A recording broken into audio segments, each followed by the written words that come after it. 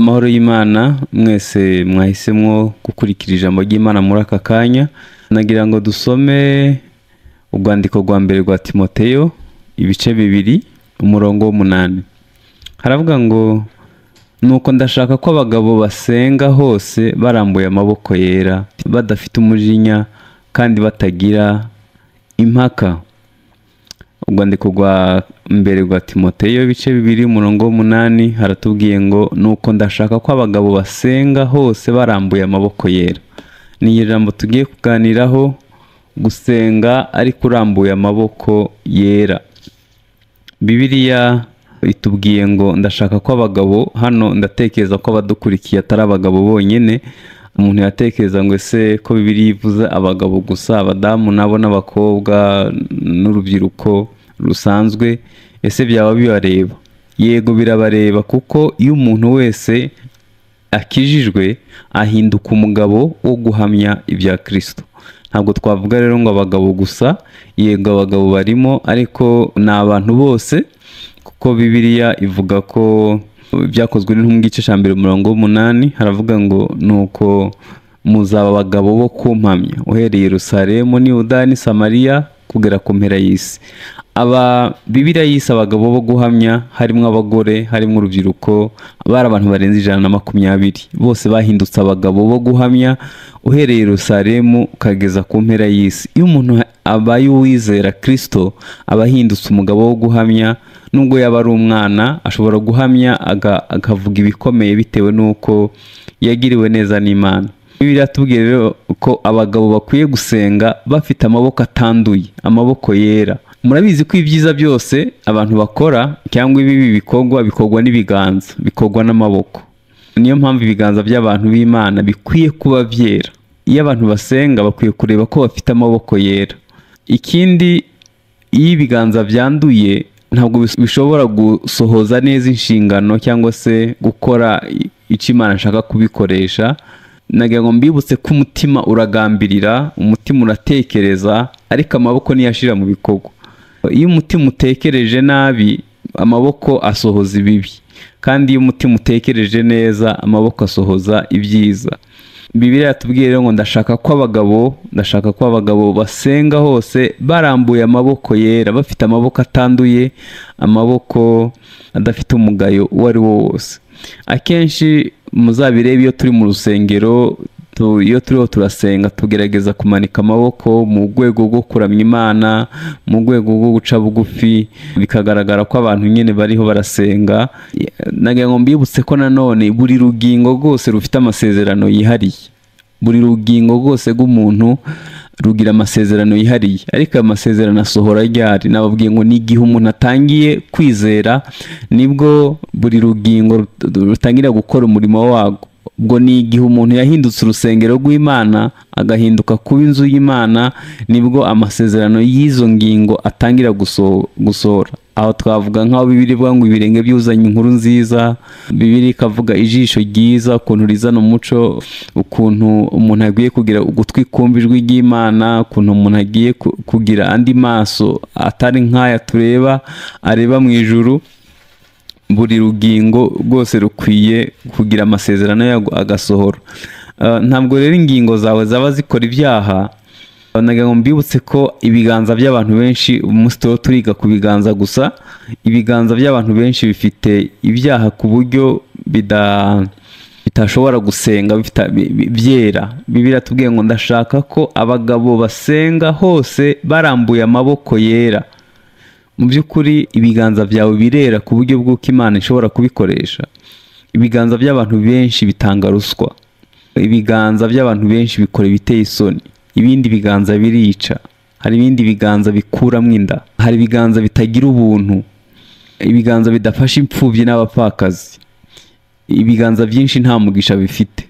Iyo urambuye ibiganza byera uramya Imana, Imana irishima, iranezerwa kuko warambuye ibiganza byera. Ibiganza bidafite umugayo.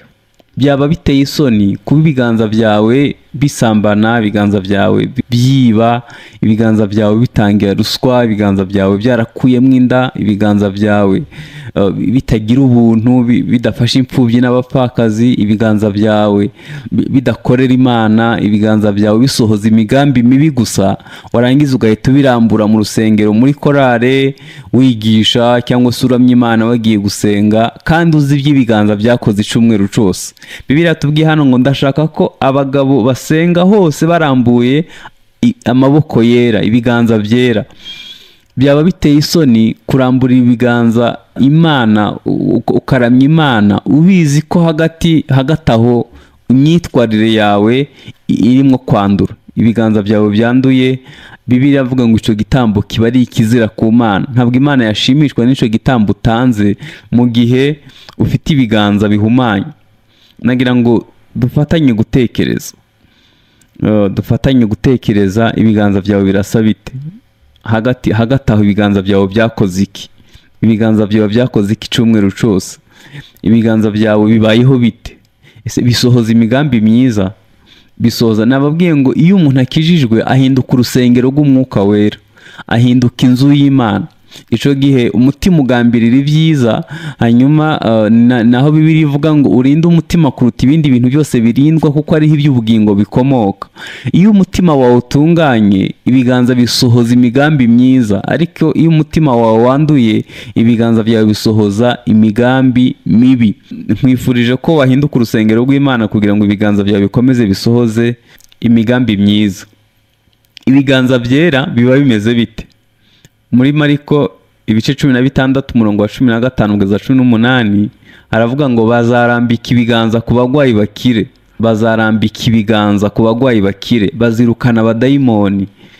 Ibiganza by'abantu b'Imana bikwiye kuba ari farumasi ibitse umuti, ku buryo yabirambika ku mugwayi ubugwayi ubwo ari bwo bwose. Murabizi ko ushobora kujya no muri farumasi ntubone imiti yose, wenda akakubwira ngo uzajye mu yindi ikomeye, wenda uzajye i Burayi cyangwa wenda uzajye ahantu runaka, niho byashoboka. Ariko Bibiliya itubwiye ko ibiganza byera ari umuti uvura. Ibiganza byera biba biri farumasi, ushobora kubirambika ku mugwayi wa kanseri agakira, umugwayi wa diyabete agakira, ubugwayi abadayimoni bagahunga, utabyara akabyara, utwita zivamwo, uwo muntu nawe agaheka nk'abandi babyeyi. Ushobora kubirambika ku mugwayi wa diyabete igahita ihunga ako kanya. Ibiganza byera bazabirambika ku bagwayi bakire. Nagira ngo mbibutse impamvu ubugwayi butagikira, nuko habuze ibiganza byera, nuko habuze ibiganza birimo umuti. Ntabwo waba uri pasiteri hanyuma ngo uzarambike ibiganza ku bantu kandi ibiganza bitera hanyuma ngo bizagira icyo bitanga. Bibiliya tubwiye ngo bazarambika ibiganza ku bagwayi bakire. Nababwiye ngo iyo ibiganza bitera biba byanduye, kandi impamvu kwandura kw'ibiganza kuyigaragaza mu matorero muri iki gihe, kuko niba ubugwayi butagikira, abadayimoni batagihunga, nuko habuze ibiganza byera. Ngewe ndibuka ko sinakijwe kera, ariko mu myaka ya za 86 na 7 najyaga mbona umuntu aza mu rusengero arwaye abadayimoni, bamurambikaho ibiganza abadayimoni bagahunga. Niyo batamurambikaho ibiganza, kuba ageze gusa mu kibanza cy'urusengero, najyaga mbona abantu bageze hafi y'urusengero gusa abadayimoni babakubita hasi, bitewe nuko abantu bari imbere mu rusengero babaga bafite umwuka w'Imana, baba bafite imbaraga z'Imana. Abantu nka 80% babaga bavuga mu ndimi, bafite ibihe byiza. None ubu tugeze igihe umuntu atwitira ikinyendaro muri korari akazarinda kibyara nta n'uwigeze abirota. Tugeze mu myaka umuntu aza mu rusengero afite tuvuge ko abadayimoni bashize mu isi. Satani aracakora. Satani yamanukanye na 1/3 c'ingabo zitabarika. Dayimoni yateye Kayini kwica Abeli arashahari ntarapfa. Dayimoni murabizi ko adapfa, ntabyara, abadayimoni barahari, baruzuye. Ariko kuki hatakira imbaraga zirukana abadayimoni? Nuko habuze ibiganza byera. Ibyo byaberaga mu nsengero zubatswe n'amaboko y'abantu. None tuvuze ko nawe uri urusengero rw'Imana, bivuze ko wari ukwiye kuba utavogerwa, wari ukwiye kuba abadayimoni batakuvogera, ahubwo n'abadayimoni bageze hafi yawe ukabamenya vuba bakaguhunga, kuko uri urusengero rw'Imana, imbaraga z'Imana zigukoreramo. Aha niho Yesu yavuze ngo umuntu nankunda nzaza ngewe na data n'umwuka wera tube muri we. Ahantu hari Imana data n'umwuka wera, abadayimoni bahavogera bate?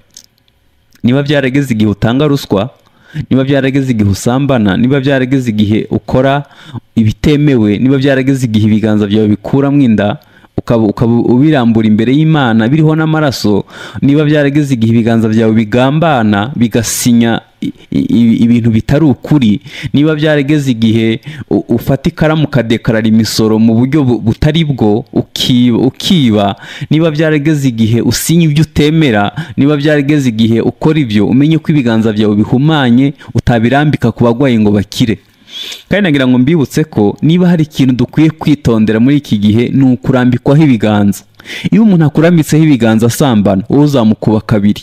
Iyo umuntu akurambitseho ibiganza yiba, wowe uzamukuba kabiri. Iyo umuntu akurambitseho ibiganza abesha, wowe uzamukuba kabiri. Niko Pawulo yavuze, yabwiye Timoteyo ngo ntukirengagize impano waheshejwe no kurambikwaho ibiganza by'abakuru. Bivuze ko no mu igihe Petero ajya mu banyamahanga n'ahandi kugira ngo buzure umwuka wera, yabarambikaho ibiganza bakuzura umwuka wera. Iyo umuntu akurambitseho ibiganza rero afite ibiganza bihumanye, umenye ko aba akubivyemo imbuto izakugiraho ingaruka, kandi iyo mbuto akubivyemo uko biri kose izera. Bibiliya tubwiye ngo ibiganza byera bazabirambika ku bagwayi bakire, kandi niba afite abadayimoni uwo muntu abadayimoni bazamuvamo. Nagira ngo mbibutse ko niba hari abantu batagisengerwa ngo bakire, ni uko habuze ibiganza byera. Bibiliya iravuga muri Yakobo 5:14, haravuga ngo umuntu nangwara atumizeho abakuru b'itorero bamusengere, bamurambitseho ibiganza, bamusiga amavuta, uwo muntu azakira. Bivuze ko ibiganza by'abakozi b'Imana byari bifite agaciro ku buryo bashobora kubirambika ku mugwayi agakira. Icya kabiri, ibiganza byera bizana umugisha. Bizana umugisha. Nagira ngo ntanga urugero rwa Eliya igihe yajyaga i Zarefati ku mupfakazi. Umupfakazi yari afite agafu gake n'utuvuta duke bagiye kurya n'umwana we bagahita bapfa. Hanyuma Eliya nta kintu yari afite mu biganza, ariko yari afite ibiganza byera. Haleluya! Yari afite ibiganza byera ku buryo birimo ifu n'amavuta. Ntabwo byagaragaraga, nawe ntiyabirebaga, yari ashonje, ariko yari afite ibiganza birimo ifu n'amavuta. Igihe umupfakazi yamuha agafu akamuha n'utuvuta, ijambo ry'Uwiteka ryahise rivuga ngo, yahise amuhesha umugisha, aravuga ngo ntabwo ifu zongera kubura n'amavuta ntazongera kubura. Nagira ngo mbibutse ko ibiganza by'abantu b'Imana birimo ifu n'amavuta. Biba bifite ifu n'amavuta ku buryo uramutse, mbese mu ijambo rimwe ibiganza by'abantu b'Imana bizana umugisha. Eliya yari afite ifu n'amavuta mu biganza bye. Bibiliya iravuga ngo turabahesha b'umugisha. Ahantu abantu bavangirirwa n'indyari, ushobora gusengera umuntu akagura imodoka wowe ugitega 100. Birashoboka ko usengera umuntu ukamusengera ibiganza byawe bikamuhesha umugisha kubaka inzu wo gikodesha. Noneho kuko yenda ifu utayihayeho bakayita bagira ngo ntibikora. Birakora. Hari ibyifuzo byagiye bisengerwa, Imana irabisubiza. Hari Imana yagiye ikora ibirenze by'abantu bakwibwira. Mu biganza by'abantu b'Imana harimo ifu n'amavuta. Twagiye tubona ibiganza by'abakozi b'Imana, Imana ibikoresha ibintu bikomeye, kuko mu biganza byabo harimo umugisha, arabahesha b'umugisha.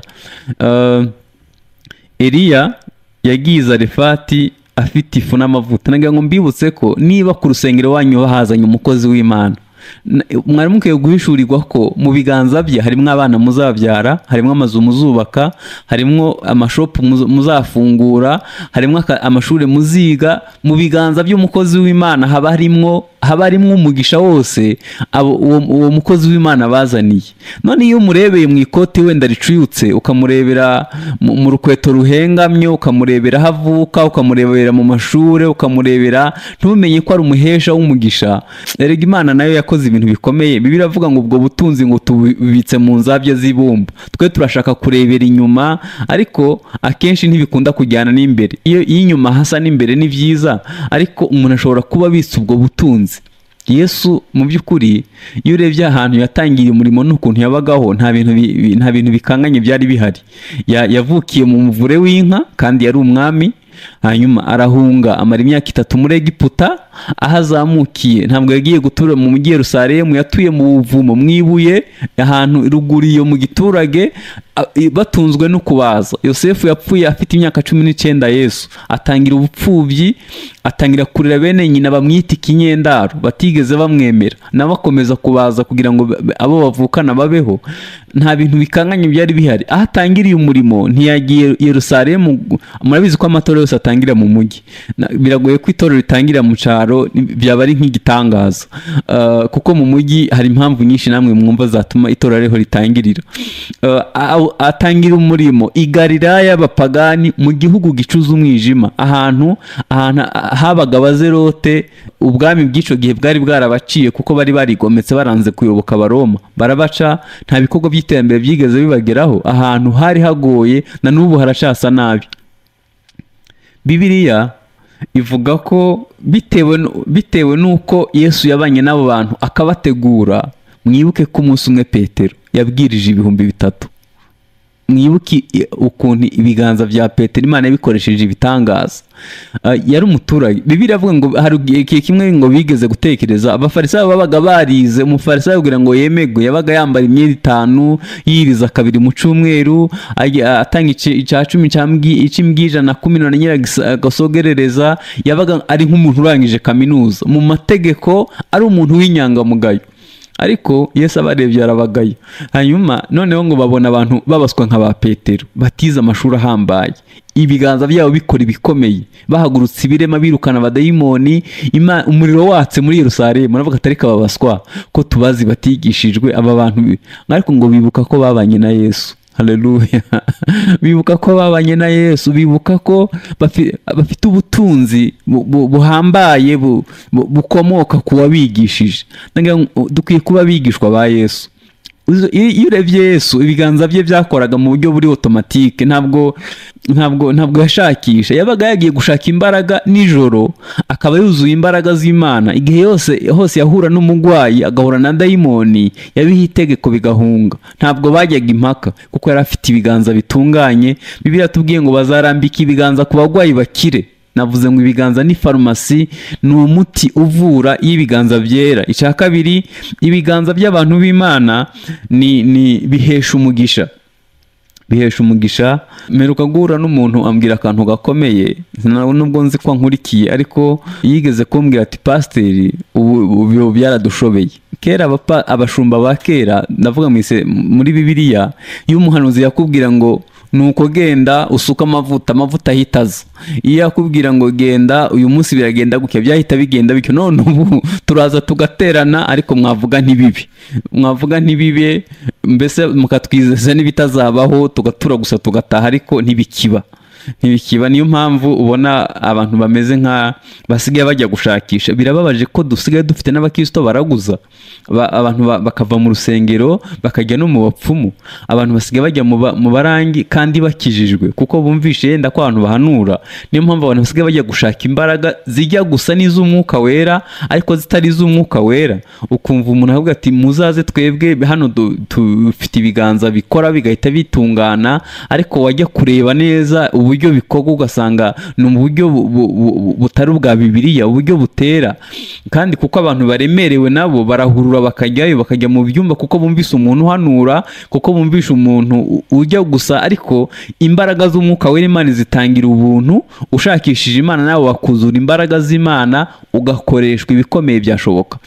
Ntekereza ko nta muntu n'umwe uzihejweho, nta nubwo tugifite nta mwenda ukinza ahera ukihari. Umuntu wese yemerewe kwigerera ahera. Ariko nagira ngo mbibutse ko Pawulo yigeze kuvuga ngo tugaragara nk'abakene ariko dutungishije benshi, tugaragara nk'abapfa ariko ntidupfa, tugaragara nk'abo ntaco dufite ariko dufite byose. Dukwiye kuba abantu bafite ubwo butunzi muri twe, buryo bw'uko isi irabukeneye, abantu barabukeneye. Dukwiye kuba turabahesha umugisha.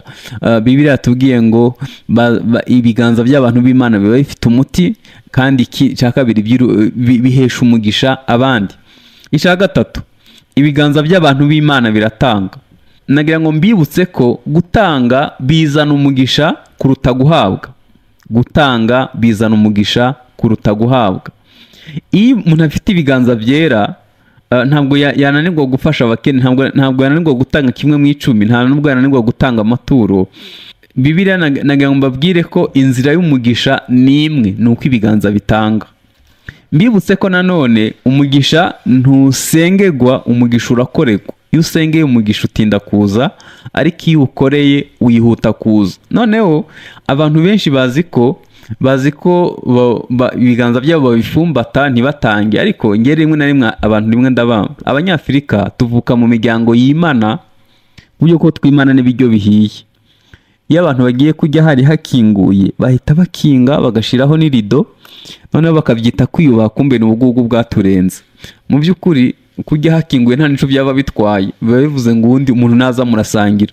Ariko guhita ukinga, nagira ngo mbibutse ko umuntu yavutse ajya iwabo bakinze ntashobora gutanga icya 10 n'igice cy'ijana ntiyakiguha. Uwo muntu aba afite ikirarane, mbese hari imiyoboro iba yarifunze, kuko nagira ngo mbibutse ko gutanga bizana umugisha kuruta guhabwa. Bibiliya iravuga ngo kuko Imana yakunze abari mu isi cyane, byatumye itanga umwana wayo imufite ari umwe ari ikinege, kugira ngo umwizera wese atarimbuka ahubwo ahabwe ubugingo buhoraho. Niba Imana yaratinyutse gutanga umwana wayo imufite ari umwe, ni gute unanirwa gutanga 1000? Ni gute bikunanira gutanga umwenda? Ni gute bikunanira kugirira ubuntu imfubyi n'abapfakazi? Nagira ngo mbibutse ko muri iki gihugu abantu bose bafite ku mafaranga, abantu bose bafite amafaranga, bamenye ko gutanga bizana umugisha kuruta guhabwa.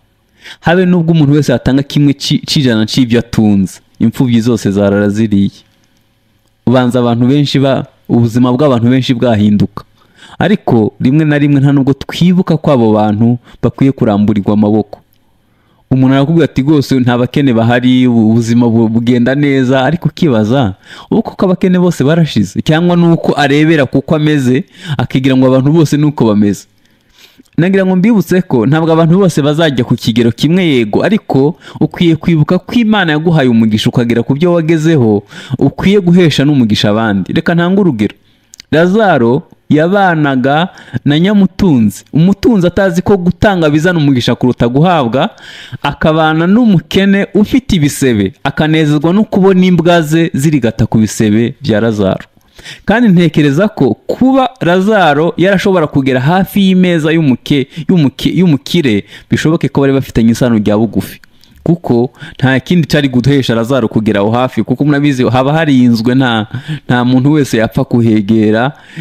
Umuntu wese n'udafite abarinzi yashira hagapangu basi gashake kaba akimiyenzi, ariko habe harinzwe. Bibiliya ivuga ko uyu mutunzi, bitewe nuko yiteganyirije nabi, bitewe nuko atamenye ko gutanga bizana umugisha kuruta guhabwa, bitewe nuko atakiriye Imana mu buzima bwe, bitewe kuko gutanga n'umutima w'Imana, kuko Imana yakunze abari iminsi cyane, byatumye itanga umwana wayo, yasanze yariteganyirije nabi. Icyo nshaka kuvuga muri iri jambo ni iki? Nuko akenshi tunezezwa no kubona utuvungukira tuva ku meza yacu, ariko dutunze abantu. Ntabwo wamuha igishitsi, ntabwo wamuha basi agasahani gato ngo arireho, unezezwa no kubona utuvungukira. Reka mbaho urugero. Iyo wasize abantu mu cyaro ukaba utuye mu mujyi, akenshi ushobora kumwohereza 5 ariko ukabanza kubitongera. Ariko ubu kuki mudakora, kuki mudashobora kuyarinda neza? Muzi ko Kigali dufite ahantu dukura amafaranga tuyatoragura, kandi ubwo iyo ugiye gukina biyari usigize 20,000, telefone yawe ijyamwo amafaranga ngahe? Ubu se iyo ugiye kunywa icyayi gusa ahantu unywera ngahe? Iyo ugiye kuganira n'inshuti yawe gusa ngo muyishimishe usiga yangahe? Ariko umuntu wasize ku isambu ubanza kumutongera. Abo ni bamwe tunezezwa no kubona utuvungukira tuva ku meza yacu two dutunze abantu. Ubu saho ko mushobora gusohokana 20,000 mu rugo hasize 3, hanyuma ugatangira kuyatongera nayo, ukavuga kuki mudakoresha amafaranga neza? Ubwo wasohokanye 20, nta n'uwakubaza raporo yayo, none utangiye kuvuga ko 3,000, kandi mu rugo hari abantu 8. Abo bantu 8 bose ugatangira kuvuga ko ibaze wewe wariye 20 wenyine. Tunezezwa no kubona utuvungukira tuva ku meza ariko dutunze abakene. Sinavuga ibihugu byakize ukuntu bigenera utuvungukira Abanyafurika. hanyuma kandi nanone ibyo utwo tuvungukira bakadukurikiza ubutinganyi, bakadukurikiza indi mitongero, ku buryo n'ibitari mu mico yacu babitwemeza kuko badutungishije utuvungukira. Isi nuko yubatse, ariko twebweho abantu b'Imana, twebwe twakijijwe, tukwiye kugira ibiganza bitanga, tukwiye kugira ibiganza bifite umugisha. Imana izakuzamura, Imana izaguha umugisha, ariko uzamenye ko gutanga bizana umugisha kuruta guhabwa.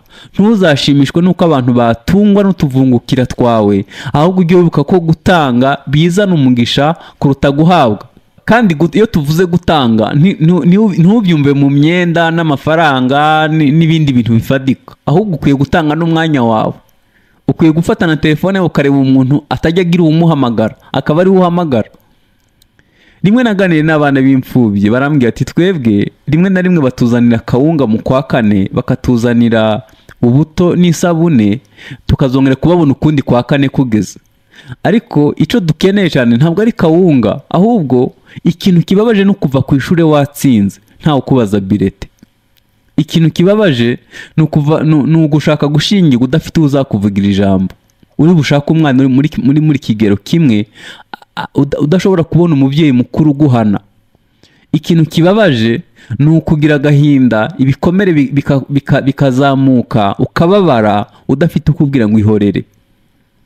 None ukibaza, abagabo bose dufite bakuze babuze akanya ko kujya kuganiriza abasore kugira ngo bazavemo abantu mw'abagabo babereye umuryango nyarwanda, babereye igihugu, babereye itorero.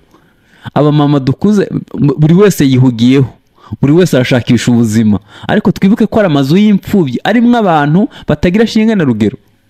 Twibuke ko ari abantu bakeneye ibiganiro byacu, badakeneye kawunga gusa. Kawunga kuyitanga ni byiza, ariko bakeneye no kubabwira ngo ihorere mama, Imana irashaka gukunda. Haracari ibyiringiro ko igiti gitemwe gishobora kuzongera gushibuka. Imana ishobora kukuremamwo undi mutima. Negatifu yawe Imana ishobora kuhindura positif. Hari abantu bagukeneye, hari abantu bakeneye inama zawe, hari abantu bakeneye umwanya wawe, hari abantu. Ariko umwanya umara kuri WhatsApp ungana iki? Umwanya umara kuri Facebook ungana gute? Umwanya umara wumva inkinamico na Seburi Koko ungana gute? Kandi hari abantu bakeneye ko wababwira ko Yesu ari umukiza, bakeneye ko Yesu ari umwami. Hari abantu bakeneye kumva ko wababwira inkuru nziza zihumuriza. Ibiganza byera biba bizi ko gutanga bizana umugisha kuruta guhabwa. Yesu yaravuze ngo umuntu nagusaba umuhe, kandi ntukaguranira abantu kuzahabwa inyungu. Niko Yesu yavuze. Nitumenya ko gutanga bizana umugisha kuruta guhabwa, ubuzima bwacu buzahinduka. Umuntu umwe yigeze kumpa akantu, ako kantu yampaye ndamubaza kubera ko umpaye aka kantu kandi ari keza. Arambwira ngo nkubwize ukuri Desire, ngo ikitanyeganyeje umutima wawe n'uw'Imana ntikiwunyeganyeza. Ikintu cyose utanze umutima wawe unyeganyeza ukagitanga bagitekerejeho, n'Imana nijya no kugusubiza n'umutima wawe uzanyeganyega. Ariko akenshi dutanga imyenda ishaje, iyitakidukwira, iyacutse, niyo myenda dutanga. Iyo ugiye gutanga amaturo uriyaranje ukavunjisha utwa 500, kuko gutanga 5 n'umutwaro kuri wowe. Gutanga 10% byo biba ari ibindi. Ariko ikitanyeganyeje umutima wawe n'uw'Imana ntikiwunyeganyeza. Nutanga umutima wawe unyeganyeze, n'uw'Imana nawe uzanyeganyega. Aha natanga urugero rwa Isaka. Igihe Aburahamu yajya gutanga Isaka, Imana yaramubwiye ngo Aburahamu, shaka umwana wawe witwa Isaka ufite ari ikinege. Imana yari bizi ko amufite ari umwe kandi ari ikinege. Hanyuma umujyane ku musozi witwa Moriya, urugendo rw'iminsi 3, ibirometero 90. Hanyuma umuntambireho igitambo. Manza atarigeze abazana madamu, kuko cyari ikibazo gikomeye. Yagomba guhagurukira wenyine nk'umugabo, agafata icyemezo, akemera n'ingaruka zabyo. Bibiliya iravuga ngo arahaguruka ajyana n'abagaragu, bagenda iminsi 3 yose. Aragenda ajya ku musozi Moriya, ariko yari afite kwizera, kandi yarazi ko yarazinanye n'Imana ku buryo gutanga yari inshuti y'Imana. Aragenda abwira abagaragu ngo basigare hafi aho, arabwira ngo ngewe n'umwana turabagarukaho. Yari afite kwizera ko igihe cyose utanze ufite umutima, Imana izubahiriza ijambo ryawe mu buzima bwawe, izakumvisha ko gutanga bizana umugisha kuruta guhabwa. mutekereze bariho barazamuka, Isaka yikoreye inkwi, Aburahamu afite umuriro, afite n'umusho, afite inkota ari butere umwana we. Isaka umutima uramujya, aramubwira ati papa, inkwi ndazikoreye n'umuriro nawe urawufite, n'inkota ndareba urayifite, igitambo kirihe? Ibaza umwana wabyaye ku myaka 100 akubajije ikibazo nk'icyo, uzi ko ugiye kumutera icumu agapfa. Yaramubwiye ngo mwana, Imana ibasha kwibonera igitambo. Iryo jambo ni ryo jambo ryaremye intama, ntiyari ihari, ni ryo jambo ryayiremye. Barazamuka, aramuboha. Isaka yari afite imyaka hafi 12. Utekereze ko uwo mwana ntabwo yari kuranirwa kugwanya umusaza w'imyaka 100, ariko yari yaratojwe kubaha, nawe yari azi ko gutanga bizana umugisha kuruta guhabwa. Baramuboha, aremera. Aburahamu yubaka igicaniro, Isaka amureba, ashiraho inkwi, amushiraho imigozi, azamuye inkota, yamaramaje. Marayika aramubwira ngo rekeraho, mbonye ko unkunda, ubu nibwo nkibibona ko unkunda. Imana iramubwira ngo hari intama hafi aho, hari hafi aho. Intama nayo azamuka nayo yabonye, yaremwe n'ijambo yavuze. Nagira ngo mbabwire, umwanditsi umwe yanditse kuri iri jambo, aravuga ngo Imana byarayitangaje kubona umuntu w'inyama n'amaraso akora icyo kintu. Imana itaravuga tumva, umuntu ntabwo yandusha ubutwara ari umuntu, nanjye ngiye kumutanga nubwo mufite ari umwe. Imana nayo ifata umugambi ukomeye wo gutanga Yesu, yari yarabigambiriye kera yego, ariko ngo byarayitunguye kubona umuntu ugira ubutwari bungana butyo. None ni iki utanga?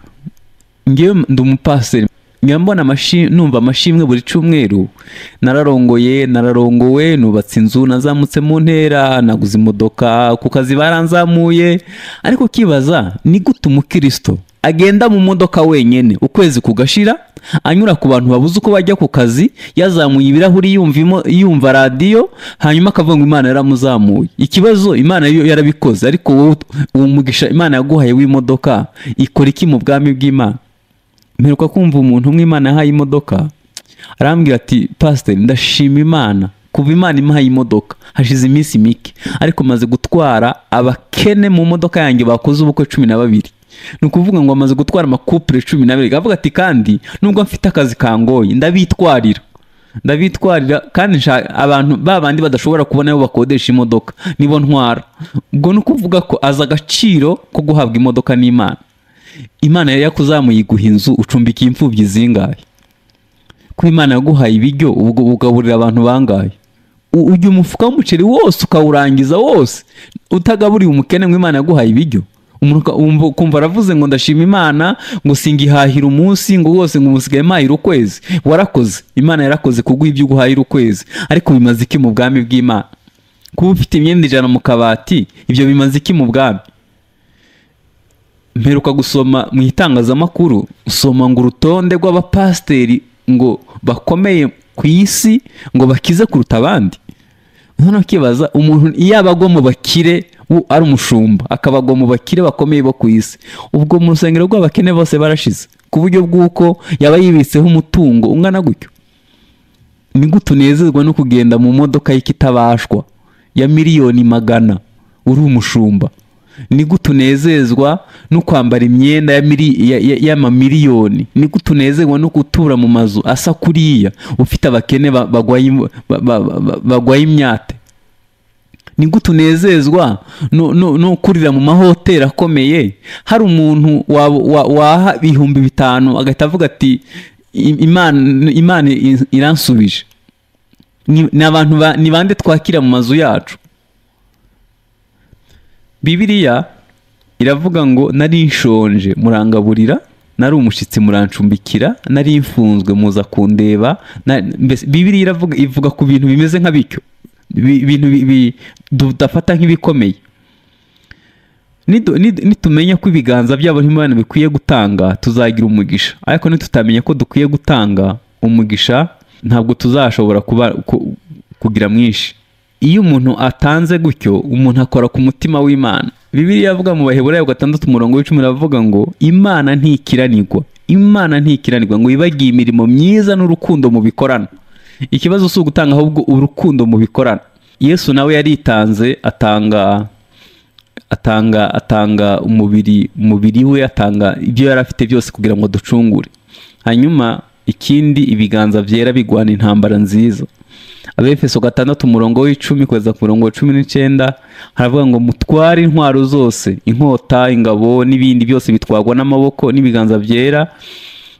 Dushobora kugwana intambara tukayitsinda kuko tugwana intambara nziza tugwanishije amaboko yacu. Ntabwo dukwiye kuba abasirikare bifumbase. Nawe reba umusirikare yambaye uniform nziza, yambaye neza, yasize urukweto, ahagaze ku muhanda nta mbunda, mu by'ukuri ngira ngo yaba ashobora gukumira bike. Ariko iyo mubonanye igikoresho uhita umenya ko ari mu kazi neza. Ubundi ahagaze gutyo gusa nta mbunda wagira ngo yaje gutembera. Ni wenda yaje gutembera imyenda y'akazi ariko yaje gutembera. Ariko iyo afite ibikoresho uhita umenya akazi ariho. Ntekereza ko rero ibiganza by'abantu b'Imana bigwana intambara nziza yo kwizera. Intwari za Dawidi yashobora gutsinda abantu 1000 n'amaboko. Afite inkota cyangwa se icumu akabasha gutsinda abantu 1000 n'amaboko ye. Dukwiye kuba turi abantu batsinda abadayimoni benshi kuko tugwana intambara nziza. Yosuwa yari afite ibiganza byera, ashoboye guhagarika izuba, ahagarika ukwezi. Nagira mbibutse ko muri iki gihe izuba n'ukwezi bitagenda, n'icyo gihe ntibyagendaga, ariko yahagaritse umuzenguruko w'isi. Imana iramwumvira kuko afite ibiganza byera. Ashobora gutsinda abagibeyoni kuko bariho bagwanya ubwoko bw'Imana. Nituba dufite ibiganza byera tuzatsinda intambara, tuzashobora gukora byinshi mu bwami bw'Imana. Imana ibaha umugisha mu izina rya Yesu. Mwese mwari mukurikije ijambo ry'Imana. Bibiliya tubwiye ngo ndashaka ko abagabo basenga hose barambuye amaboko yera. Ibiganza byawe byaranduye, ibiganza byawe ntibigifite ubutware, ibiganza byawe ntibicirukana abadayimoni, ibiganza byawe hari ibyabyanduje nawe uzi.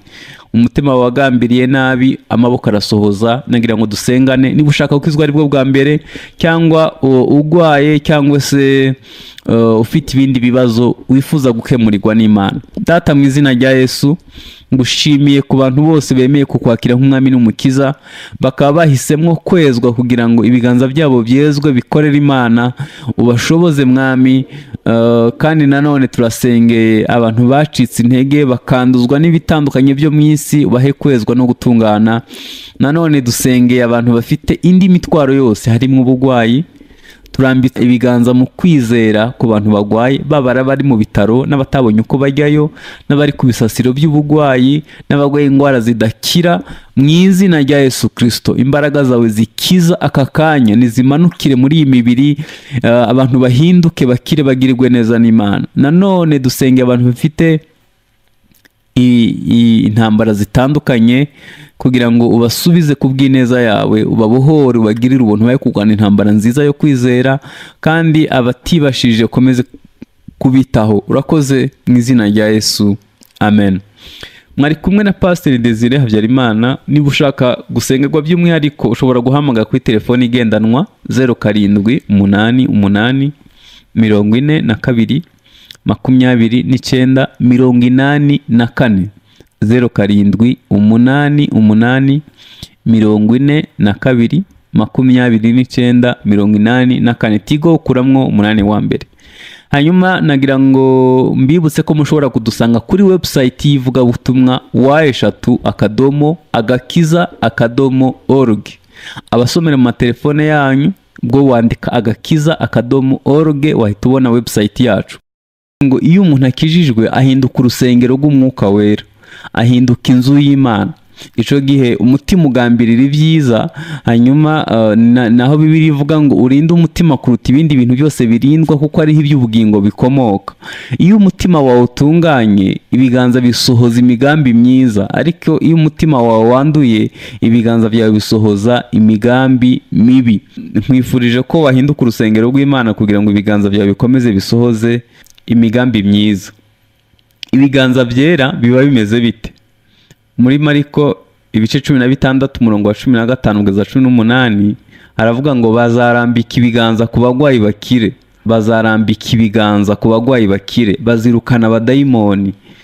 Ibiganza by'abantu b'Imana bikwiye kuba ari farumasi ibitse umuti, ku buryo yabirambika ku mugwayi ubugwayi ubwo ari bwo bwose. Murabizi ko ushobora kujya no muri farumasi ntubone imiti yose, wenda akakubwira ngo uzajye mu yindi ikomeye, wenda uzajye i Burayi cyangwa wenda uzajye ahantu runaka, niho byashoboka. Ariko Bibiliya itubwiye ko ibiganza byera ari umuti uvura. Ibiganza byera biba biri farumasi, ushobora kubirambika ku mugwayi wa kanseri agakira, umugwayi wa diyabete agakira, ubugwayi abadayimoni bagahunga, utabyara akabyara, utwita zivamwo, uwo muntu nawe agaheka nk'abandi babyeyi.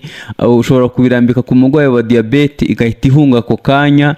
Ibiganza byera bazabirambika ku bagwayi bakire. Nagira ngo mbibutse impamvu ubugwayi butagikira, nuko habuze ibiganza byera, nuko habuze ibiganza birimo umuti. Ntabwo waba uri pasiteri hanyuma ngo uzarambike ibiganza ku bantu kandi ibiganza bitera hanyuma ngo bizagira ico bitanga. Bibiliya tubwiye ngo bazarambika ibiganza ku bagwayi bakire.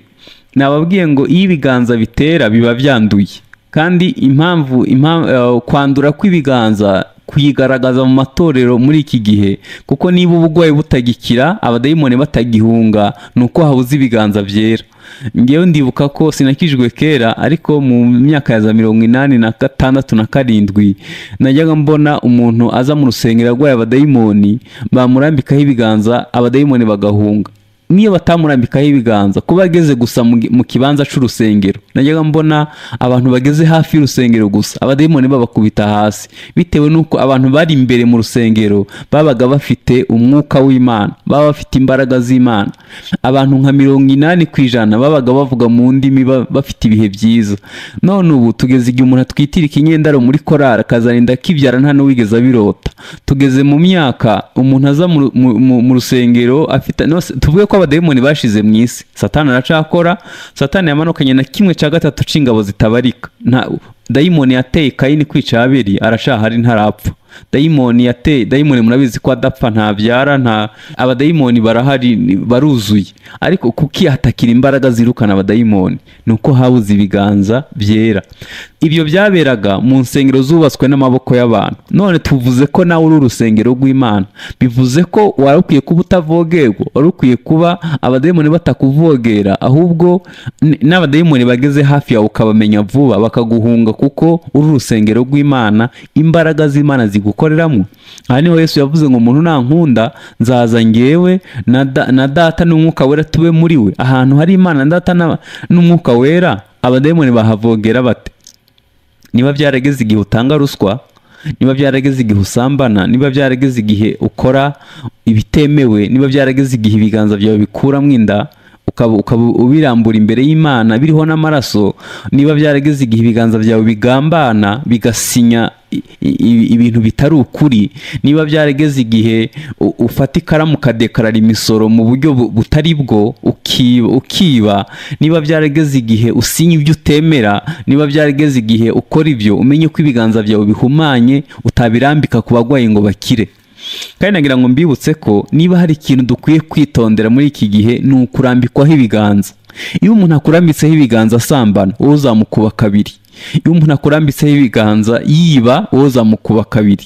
Iyo umuntu akurambitseho ibiganza abesha, wowe uzamukuba kabiri. Niko Paulo yavuze, yabwiye Timoteyo ngo ntukirengagize impano waheshejwe no kurambikwaho ibiganza by'abakuru. Bivuze ko no mu igihe Petero ajya mu banyamahanga n'ahandi kugira ngo buzure umwuka wera, yabarambikaho ibiganza bakuzura umwuka wera.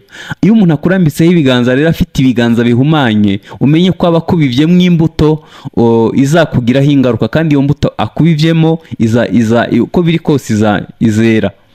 Bibiliya tubwiye ngo ibiganza byera bazabirambika ku bagwayi bakire, kandi niba afite abadayimoni uwo muntu abadayimoni bazamuvamo. Nagira ngo mbibutse ko niba hari abantu tagisengerwa ngo bakire, nuko habuze ibiganza byera.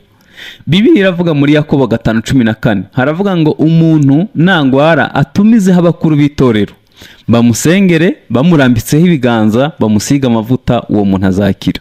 Bivuze ko ibiganza by'abakozi b'Imana byari bifite agaciro ku buryo bashobora kubirambika ku mugwayi agakira. Icya kabiri, ibiganza byera bizana umugisha. Bizana umugisha nagira ngo ntanga urugero rwa Eliya igihe yajyaga i Zarefati ku mupfakazi. Umupfakazi yari afite agafu gake n'utuvuta duke bagiye kurya n'umwana we bagahita bapfa. Hanyuma Eliya nta kintu yari afite mu biganza, ariko yari afite ibiganza byera. Haleluya! Yari afite ibiganza byera ku buryo birimo ifu n'amavuta. Ntabwo byagaragaraga, nawe ntiyabirebaga, yari ashonje, ariko yari afite ibiganza birimo ifu n'amavuta. Igihe umupfakazi yamuha agafu akamuha n'utuvuta, ijambo ry'Uwiteka ryahise rivuga ngo, yahise amuhesha umugisha, aravuga ngo ntabwo ifu zongera kubura n'amavuta ntazongera kubura. Nagira ngo mbibutse ko ibiganza by'abantu b'Imana birimo ifu n'amavuta, biba bifite ifu n'amavuta ku buryo uramutse, mbese mu ijambo rimwe ibiganza by'abantu b'Imana bizana umugisha. Eliya yari afite ifu n'amavuta mu biganza bye. Bibiliya iravuga ngo turabahesha b'umugisha.